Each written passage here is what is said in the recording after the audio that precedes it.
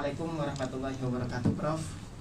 Waalaikumsalam warahmatullahi wabarakatuh. Alhamdulillah sehat bahagia, Prof ya. Sehat alhamdulillahirabbil alamin. Mudah-mudahan seluruh dulur Victor yang mendengarkan acara ini ya, baik yang sedang santai ataupun sedang bekerja, mudah-mudahan sehat juga dan sukses hari ini.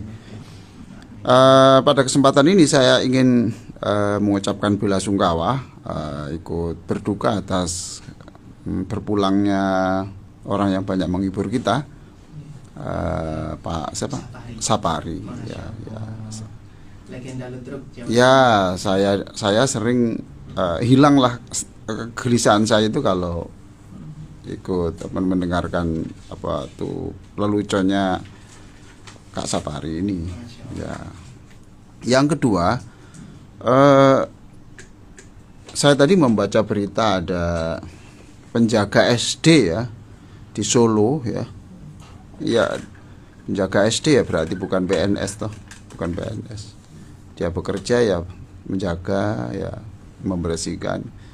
Tapi dia berpuluh-puluh tahun ini menyimpan penghasilannya itu disimpan bersama istrinya di sebuah tas kresek. Iya. Ya toh? Tas kresek, kemudian ternyata setelah sekian puluh tahun dibuka, ternyata uang itu dimakan rayap semuanya. Dimakan rayap semua. Berarti itu sudah berapa puluh tahun, dan sekian puluh tahun itu hanya menghasilkan sekitar diganti oleh BI itu 20 juta. Nah, ketika saya melihat begini ini, saya berpikir betapa wibawanya Rasulullah itu ya. Ya toh? Betapa wibawanya Rasulullah. Rasulullah menjelaskan bahwa haji itu kewajiban bagi setiap muslim, itu diingat-ingat betul. Berarti saya juga harus ibadah haji, walaupun saya hanya penjaga begini yang dibayar tidak jelas ini. Penjaga sekolah itu. Iya, jadi saya melihat betapa wibawanya Rasulullah itu ya. Berbicara itu sampai orang yang di Solo, orang kecil begitu itu berpikir tentang merenungkan makna dan ya, pesannya Rasulullah SAW pada haji. Terus saya membayangkan lagi itu, selama sekian puluh tahun ya, karena dia itu bekerja dengan harapan satu titik, ingin ibadah haji. Coba, maka setiap langkahnya itu saya tidak bisa membayangkan betapa besar nilai langkahnya itu, diberi pahala Allah seperti apa. Dihitung itu, Bro. Ya pasti tuh, keringatnya dihitung, dapat uang dihitung sedikit untuk makan ini, kemudian untuk sangu anaknya, kemudian disimpan lagi mungkin 1.000, 2.000, 3.000. Jadi satu, betapa wibawanya Rasulullah ya, wibawanya Rasulullah. Orang yang sekecil itu, orang yang lemah, orang kecil seperti itu, masih dia ngerti bahwa dia punya nabi, dan apa yang dikatakan nabi itu benar dan harus diikuti. Tuh. Yang kedua, saya juga menghitung-hitung ya, mengkalkulasi gitu sedikit-sedikit ya, betapa banyak butir keringat yang dikeluarkan untuk itu ya, betapa banyak kelelahan yang dirasakan selama sekian puluh tahun itu, berapa juta langkah yang diayunkan untuk kerja dan untuk menyimpan itu, dan itu semuanya adalah menghapus dosa. Menghormat Rasul sudah pahala, bekerja untuk nafkah pahala, bekerja untuk bisa melaksanakan perintah Rasulullah ibadah. Masya Allah. Baik, itu sebagai pengantar saja.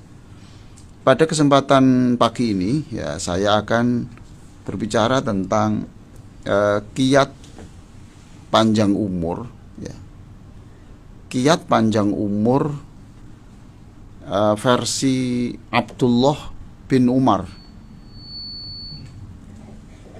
Kisah kiat panjang umur ya, tapi versi Abdullah bin Umar. Abdullah bin Umar adalah putranya Umar bin Khattab. Putranya Umar bin Khattab. Dia punya kebiasaan yang luar biasa. Dia sampai umur 85 itu masih sehat. 85. Ya, 85. Tapi ya sebenarnya ya untuk zaman itu ya sudah sangat ini kan, Untuk zaman itu usia sudah sangat luar biasa. Ya, karena usia harapan pada waktu itu kan tidak terlalu baik seperti sekarang. Ya kan gitu. Kalau sekarang orang usia 85 ya hebat, tapi ya biasa karena banyak dia mengonsumsi makanan-makanan yang memang cukup untuk kekuatan dan menjaga kesehatannya itu. Nanti akan saya jelaskan bagaimana kiat beliau untuk bisa, masya Allah, tidak hanya panjang umur ya, panjang barokah ya. Iya, ya panjang barokahnya, panjang umurnya, karena hidupnya itu diisi dengan ketaatan kepada Allah, ketaatan yang menyangkut bagaimana seharusnya dia beribadah dan bagaimana seharusnya dia berbuat untuk orang lain. Yaitu Abdullah bin Umar. Jadi nanti akan saya jelaskan bagaimana dia bisa memaknai hidup ini dekat kepada Allah dan dekat dengan orang miskin. Kemudian dia bagaimana dia mengonsumsi makanan-makanan yang diberikan Allah kepada manusia ini. Nanti akan kita jelaskan setelah. Jadi sekali lagi saya akan membicarakan tentang kiat panjang umur. Ya, panjang umur. Ya harus ada kiatnya toh. Harus ada kiatnya, walaupun umur itu sudah ditentukan Allah. Ya, sudah ditentukan Allah. Ya usahalah gitu. Sekarang walaupun dia makan yang bagus, olahraga cukup, tapi ternyata dia di jalan raya ada orang yang remnya blong. Ya mati juga. Ya kan? Atau salah tembak.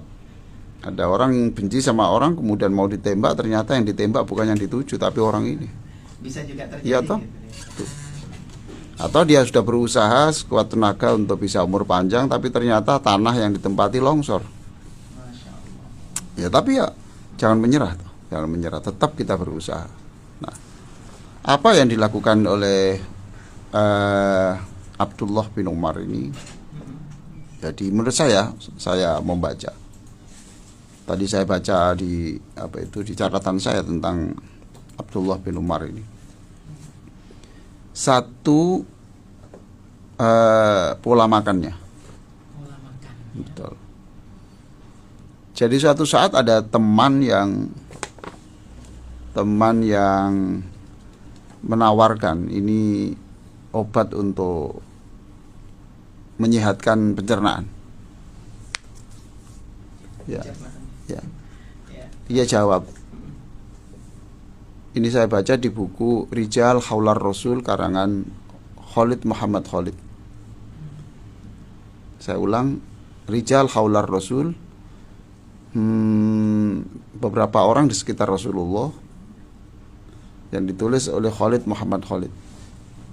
Dia mengatakan, ya saya tidak butuh itu, saya tidak butuh obat untuk menyehatkan pencernaan, karena selama 40 tahun saya tidak pernah makan sampai kenyang. Masya Allah. Abdullah bin Umar berkata seperti itu ya Pak. Selama 40 tahun saya tidak pernah makan sampai kenyang. Coba didengarkan itu. Sekarang bagaimana orang kita ini tidak banyak sakit, lawang kita ini tidak hanya kenyang, sudah kenyang tuh makan lagi karena ada yang lebih enak gitu loh. Ya. Sudah kenyang tuh makan lagi, katanya alasannya menghormati tamu. Nah kalau tamu itu membuat dia kelebihan makan, kan berarti tamunya tidak baik. Selama 40 tahun saya tidak pernah makan kenyang. 40 tahun. Kita ini kalau belum kenyang rasanya gimana gitu. Terus tambah terus, apalagi nasinya itu nasi yang hangat gitu.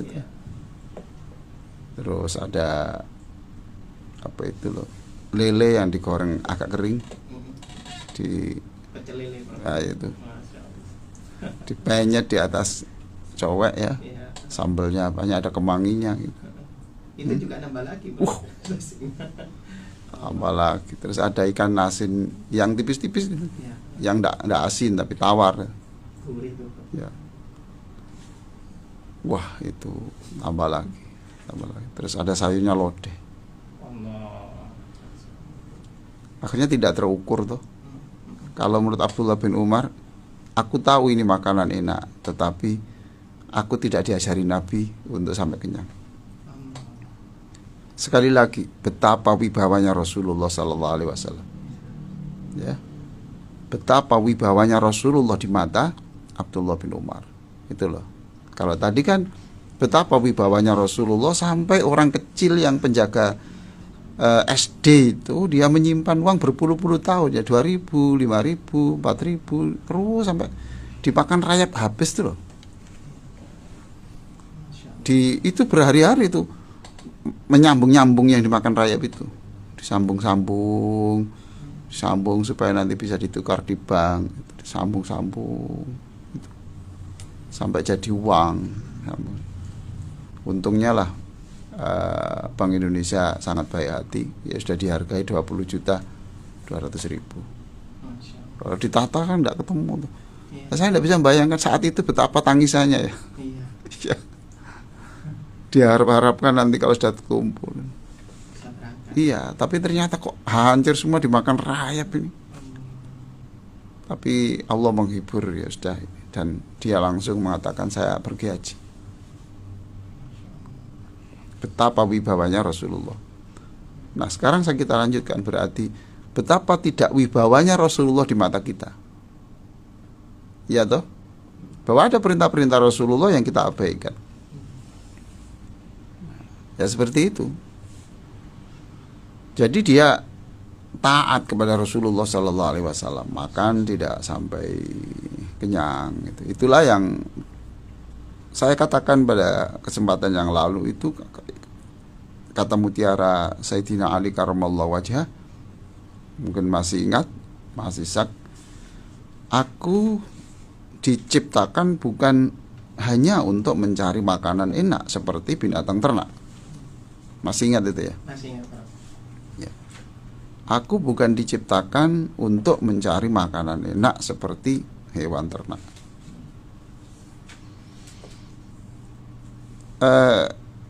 Problem kesehatan di dunia ini antara lain adalah problem obesitas.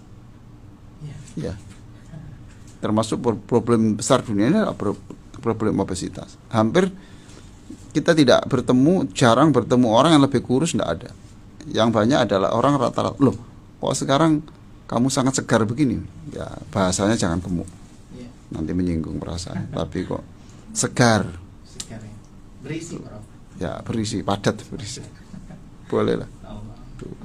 Masya Allah, betapa wibawanya Rasul. Jadi soal makan saja ditaati seperti itu. Nah tidak hanya itu ya, saya tunjukkan taatnya kepada Rasulullah, Abdullah bin Umar ini. Coba perhatikan ya. Dulu Nabi itu pernah naik onta, kemudian turun dan sholat di situ. Ya, kemudian pergi lagi. Sayyidina Umar itu mencari onta untuk dibawa di tempat itu.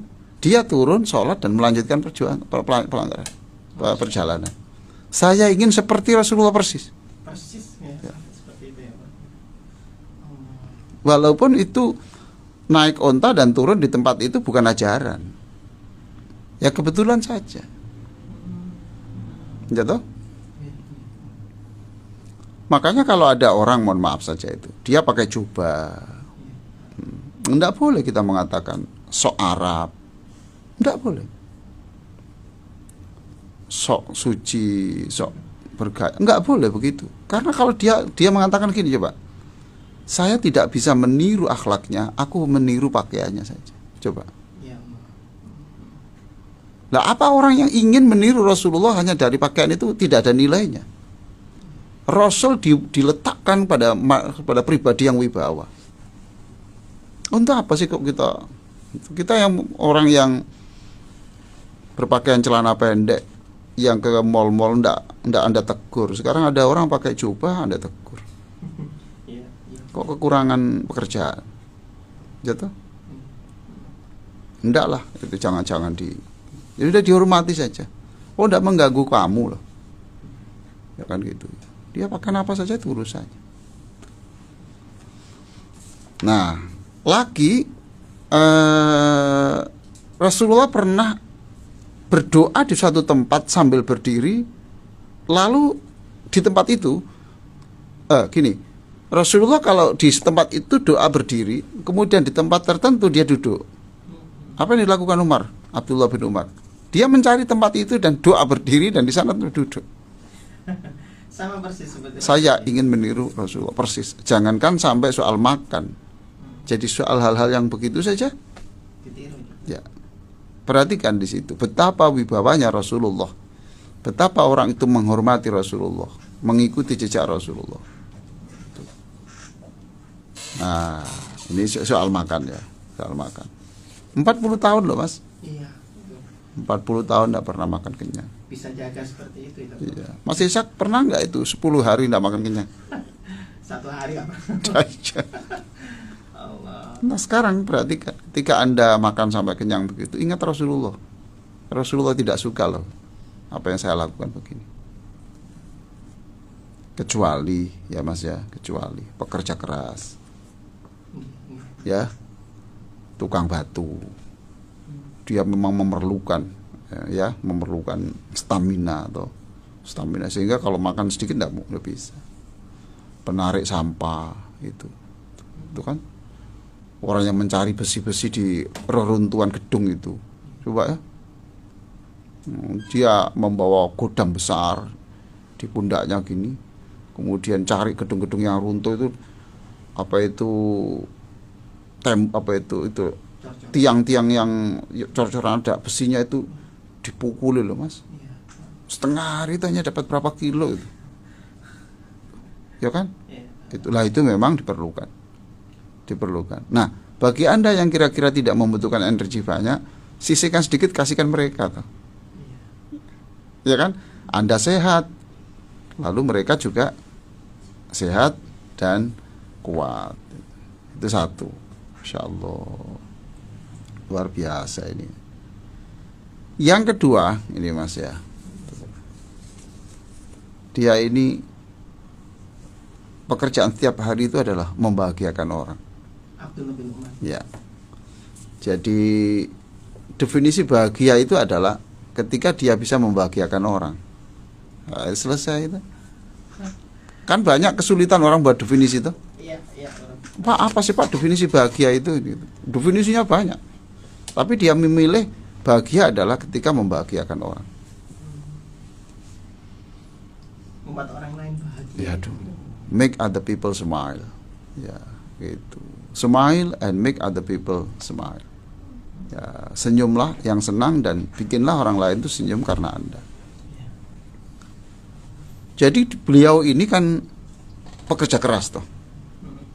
Pekerja keras. Jadi bukan, nah inilah, dia ini ingin melakukan sesuatu, jadi pekerja keras. Jadi dia pekerja keras. Bukan orang yang mengharap belas kasihan orang. Orang mengharap belas kasihan orang itu dimungkinkan umurnya tidak panjang. Masya Allah. Ngerti sebabnya Mas? Kenapa? Sebab dia akan mengalami sakit hati ketika dia mengharap sesuatu dari orang dan orang itu tidak memberi. Paham? Nah ketika sakit hati kan merusak tubuhnya. Jadi setiap hari orang miskin itu tahu di mana tempat yang jalan-jalan yang dilalui oleh Abdullah bin Umar itu tahu. Dan di situ sudah deretan orang-orang miskin menunggu tempat jalannya itu. Karena dia ngerti kalau dia lewat mesti 50.000, 100.000 itu mesti dapat tuh. Masya Allah. Abdullah bin Umar dikasih. Ya. Ya bisa begitu karena dia bekerja keras tuh. Dia kaya.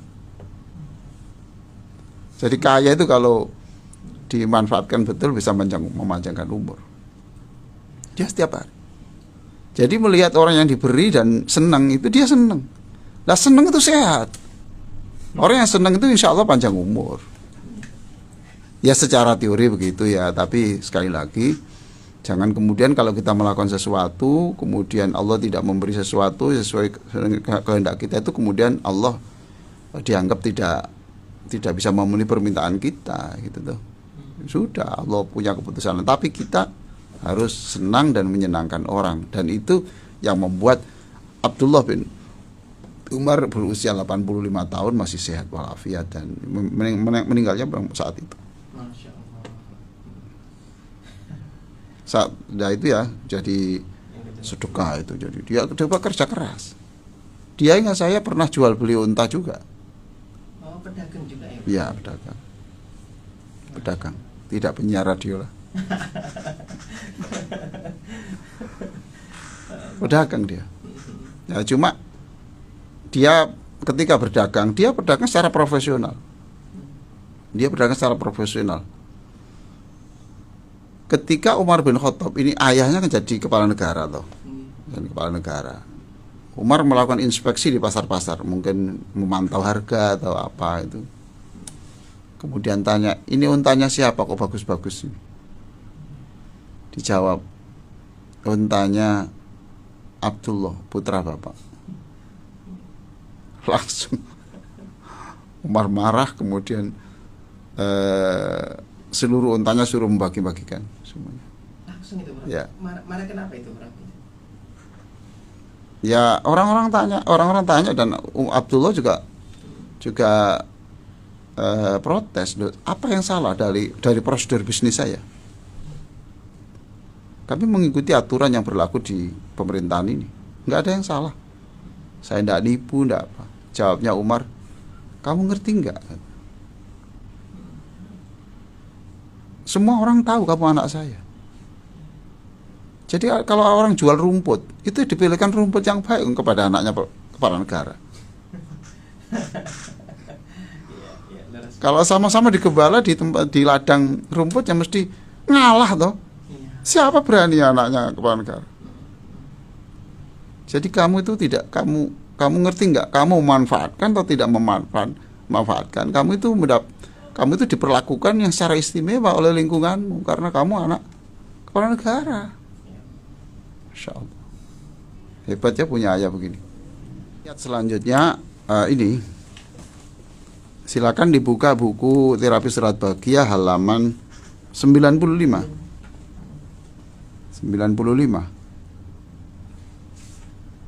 Ya, alinea teratas. Bagi yang belum memiliki buku ini ya, silakan memperoleh buku ini dan buku-buku lain karya saya di 081 231 304 333 081 231 304 333 atau Anda peroleh di beberapa buku. Bagi yang tidak punya atau itu alfa atau miskin ya, silakan memperolehnya secara gratis ya, secara gratis.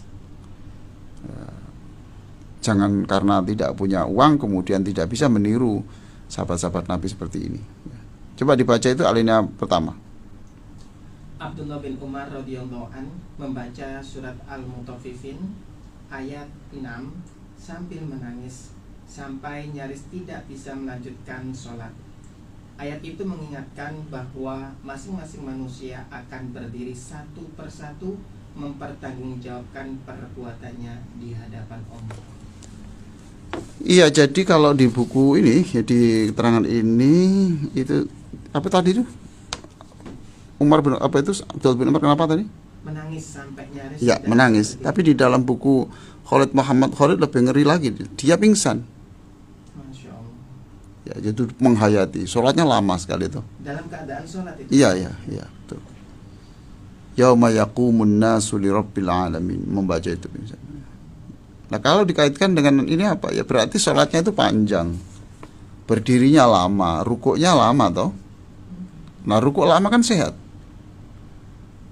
Ya sehat, gimana wong itu jantung itu ndak bekerjanya ndak agak ringan. Lah kalau kata berdiri itu kan jantung yang posisinya di bawah di bawah kepala memompa darah ke kepala, ke atas tuh. Iya tahu. Nah, sekarang kalau posisi rukuk, posisi kepala dengan jantung itu setara tuh. Lebih enteng tuh. Lah meringankan kerja jantung kan sehat. Ayo. Nah, kalau sujud juga lama. Coba sekarang posisi kepala lebih bawah apa lebih atas dari jantung? Lebih bawah, Bro. Berarti jantung lebih atas. Ya, berarti kerjanya jantung lebih tambah ringan, Mas. Lebih ringan. Ingat loh ya. serangan jantung itu sampai sekarang menjadi penyebab kematian yang sangat tinggi. Dia senang menjalani sholat itu, senang, lama, tenang, mutmainnah itu kan tenang. Loh, dia kan pingsan, Pak, kan enggak sehat. Dan siapa bilang kalau pingsan enggak sehat? Dia pingsan saking senangnya juga bisa. Ini adalah di mana manusia ini. Jadi dia memikirkan bahwa aku ini harus hati-hati dalam hidup, jangan ceroboh, kan? Karena setiap apa yang kau katakan itu jangan sampai melukai hati orang. Lah kalau kita semakin banyak musuh kan semakin tidak tenang hidup ini. Semakin tidak tenang. Coba perhatikan bahwa beliau itu memang orang yang tidak ingin punya musuh. Pernah suatu hari ketika Sayyidina Utsman ini terbunuh. Jadi masih lama toh, zaman Nabi, kemudian pemerintahan setelah Nabi Abu Bakar, kemudian pemerintahan setelah itu Umar, kemudian Utsman. Berarti umurnya panjang toh, memang umurnya panjang. Nah, ketika Utsman bin Affan wafat itu kemudian orang-orang rame-rame ke siapa ini? Ke rumahnya Abdullah bin Umar ini. Rame-rame. Keluar gitu. Keluar. Kenapa itu? Yang mengganti kepemimpinan setelah Utsman harus kamu. Nah, gitu loh. Masya Allah, dipaksa itu. Dipaksa. Tapi dia menjawab, demi Allah saya tidak mau. Jangan ada setetes darah sesama muslim tertumpah karena aku. Kalau saya jadi kepala negara pada saat seperti ini, nanti akan ada darah orang Islam yang menetes karena aku. Jika kamu tidak mau keluar, kami akan membunuhmu, teriak mereka itu. Dipaksa betul, tapi dia tetap mengatakan tidak mau. Esok harinya datang lagi gerombolan gerombolan datang lagi meminta dia untuk bisa memenuhi keinginannya untuk mengganti kepemimpinan Utsman bin Affan. Dia mengatakan, ya tidak apa-apalah kalau jadi kepala negara, asalkan satu, tidak ada tekanan seperti ini. Yang kedua, dipilih oleh semua orang tanpa ada sesuatu yang dikecewakan. Nah, saat itu tidak mungkin. Mereka marah lagi dengan mengatakan, di dunia ini tidak ada orang lebih terkutuk daripada engkau. Tetap tidak mau. Ya kan gitu toh. Jadi dia memang sholat yang lama, Masya Allah, tenang, hatinya tenang. Hiburan Nabi itu kan tertinggi kan sholat toh. Sholat ya. Iya, itu hiburan Nabi yang tertinggi lah. Kalau hiburan Mas Ishak apa? Hah? Musik ya. Ya, musik gitu kan. Dengarkan pengajian jenengan. Alhamdulillah. Ya toh. Nah itu. Jadi ini menurut saya ya, versi saya. Setelah saya membaca ini toh rahasianya itu. Rahasia umur panjangnya siapa tadi? Abdullah bin Umar. Abdullah bin Umar. Satu tadi apa? Satu, tidak pernah makan dalam keadaan kenyang. Loh, sampai kenyang. Ya, makan 40 tahun. Tidak mungkin kena diabetes orang kayak gini nih. Ya toh, tidak mungkin kena masalah tulang, karena kalau orang itu badannya itu tambun ya, itu tulang-tulang itu kasihan, itu menyangga itu kasihan, berat toh. Tuh. Lalu dia hatinya senang kalau melihat orang lain senang, nah, ya kan? Orang lain senang, dan dia selalu memberi kepada orang lain. Ya, dia tidak mengharap juga ini. Yang nomor 3 mestinya nih ya Mas. Yang nomor 3, dia itu tidak mengharap belas kasih orang. Yang ketiga tuh Pak. Iya, dia pekerja keras toh. Dia pekerja keras. Kalau orang itu ingin memberi dan tidak mengharap diberi, pasti lebih bahagia. Nggak jaga dia, Prof. Iya betul. Lah semakin menggantungkan itu semakin apa? Tersiksa, semakin tersiksa. Itu yang pernah saya katakan. Sayyidina Ali itu pernah mengatakan soal kepahitan hidup itu semuanya sudah saya alami. Tapi kepahitan hidup yang tertinggi adalah ketika saya mengharap belas kasih orang. Masya Allah. Sudahlah, cobaan hidup itu sudah pernah saya alami semuanya, apa saja. Tapi yang tertinggi adalah ketika saya mengharap belas kasihan orang. Kemudian yang keempat tadi, dia melakukan sholat dengan baik, yang lama, rukuk yang lama, sujud yang lama, dan itu yang sangat menyehatkan. Saya kira demikian. Prof, jadi kalau sebenarnya esensi tawil umurana semuanya ini, selain yang kiat-kiat disampaikan tadi dengan dari modelnya Abdullah Umar tadi, ada juga yang ini belum. Coba lihat itu nggak sakit juga mati, yang kecil juga mati, yang kemudian dia sampai tua nggak mati-mati. Nah, kalau dikembalikan kepada konsepnya umur panjangnya kiatnya sama anaknya Umar bin Khattab ini, sebenarnya tawil umurannya itu domainnya Allah atau seperti apa? Rezeki itu ya sudah ditakar Allah. Tapi kita kan tidak boleh toh hanya wiridan saja. Ya sederhana. Soal rezeki itu diberi berapa saja sudah ditentukan, tapi kita itu harus keluar, harus mencari, jangan menunggu kan. Gitu. Mati itu bisa saja, yang membuat resep mati itu, membuat resep panjang umur itu ya berapi-api, tapi dia mati duluan ya ada. Loh iya toh. Ya sudah kan. Oleh karena itu, karena menjaga tubuh itu adalah bagian dari kewajiban kita. Badan itu bukan milik kita. Kalau milik kita, kapan kita beli? Ya, daging kapan kita beli? Ya, bukan milik kita, milik Allah toh. Nah, Allah tidak memberikan kita. Allah meminjamkan saja.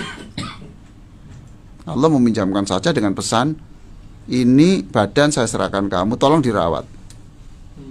Kan gitu toh. Terus Rasulullah memberi pengajaran. Contohnya ya tadi itu minum jangan berdiri tapi duduk. Kemudian kalau mengunyah itu harus yang lama. Ya katanya Rasulullah itu, kunyahlah makananmu sambil berzikir pada Allah.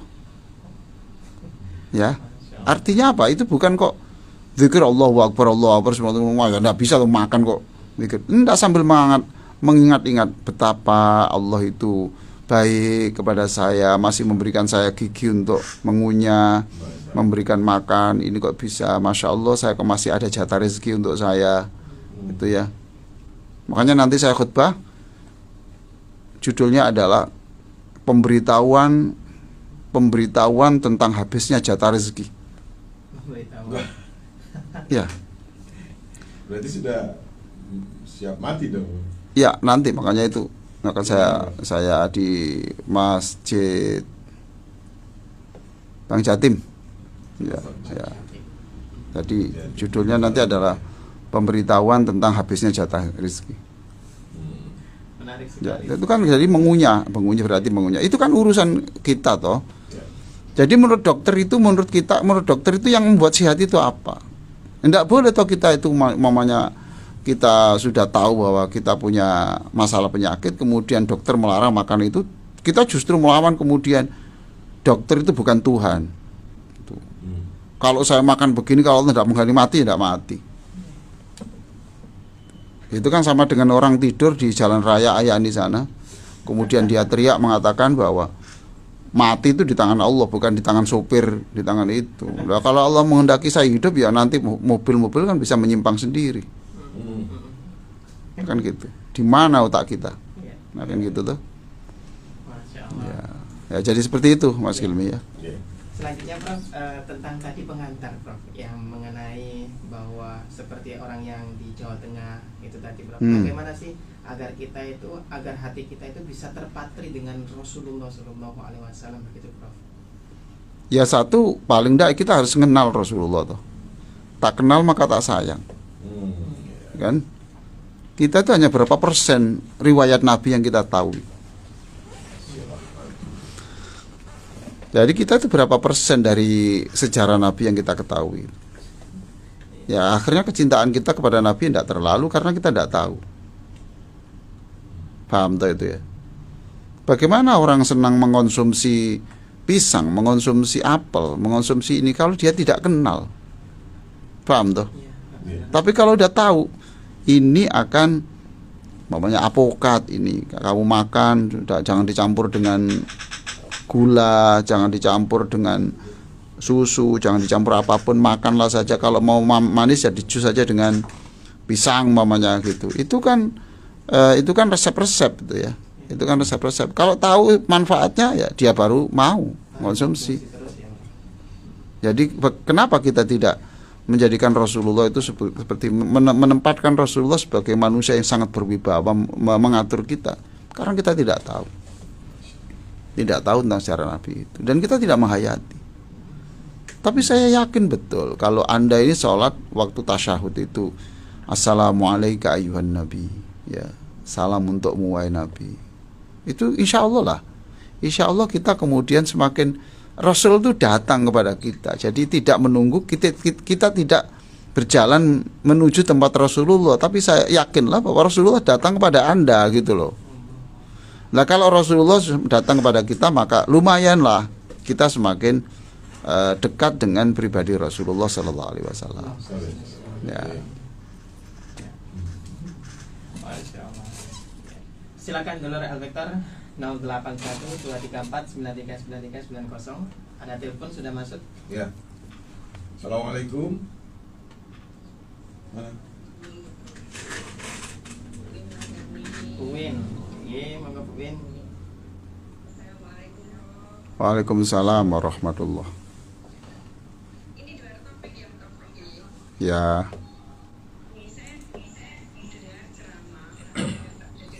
Ngapunten Bu. Bu Win, nyuwun tolong Radio. kecilkan volume radionya. Saya pernah dengar, saya dengar ceramah ya di masjid saya. Katanya kalau kita ini sholat jamaah, imam itu dilarang baca surat yang panjang seperti Al-Baqarah. Karena apa? Takutnya nanti jamaahnya mati semua. Apakah benar ya Ustaz? Saya dengar kan dulu karena saya ngaji juga. Mestinya kalau sholat subuh sama sholat maghrib itu kalau bisa baca suratnya agak panjang untuk memberi kesempatan barangkali jamaah yang masih belum datang gitu. Yang ini yang benar yang mana gitu. Iya. Assalamualaikum warahmatullahi wabarakatuh. Ibu sudah, mudah-mudahan Ibu sudah punya buku 60 menit terapi salat pagi ya. Ya, kalau sudah punya buku itu insya Allah jawabannya ada di situ. Jadi Nabi itu pernah menjadi imam itu sholat Alam Nasroh itu, surat At-Tin itu dibagi 2 rakaat 1. Aduh. Ikut dibagi 2 Pak. Iya. Allah. Jadi lihat-lihat kondisinya lah gitu ya. Ada yang lebih baik itu, kalau mau lebih baik itu rakaat 1 itu Al-Baqarah habis 2-3 juz. Baik itu. Sendirian. Nah, Sendirian. ya kita harus tahu kita itu hidup itu menyenangkan orang. Ada orang yang itu kalau sholatnya lama nanti kalau telat dipecat. Paham tuh Mas Ilmi? Ya. Dia penjaga ini, dia kerja sebagai penjaga isi ulang air isi ulang. Pamit kepada bosnya, bos boleh nggak saya sholat jamaah isya? Boleh, tapi jangan lama-lama ya Mas ya, karena nanti ditunggu pelanggan. Paham Mas Ilmi?